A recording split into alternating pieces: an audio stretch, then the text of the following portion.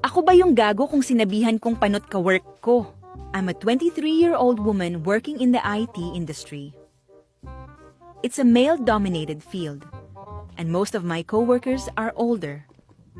For context, in less than a year, I gained around 10 to 15 kilograms. So, eto na nga.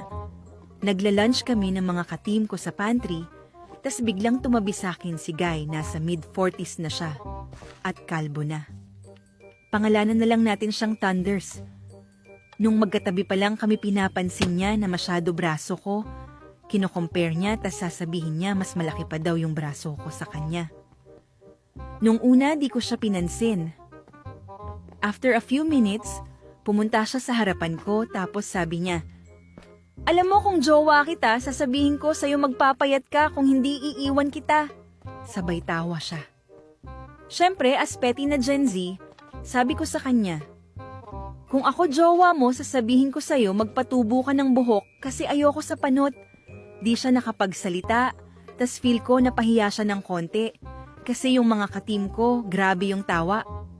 After ko sabihin yun, sabi niya na lang, "De, para sa akin lang naman kasi ayoko sa mataba." Ako ayoko talagang nang lalait, pero pag binody shame ako, or pag may taong di alam yung 10 seconds rule nilalait ko rin talaga pabalik.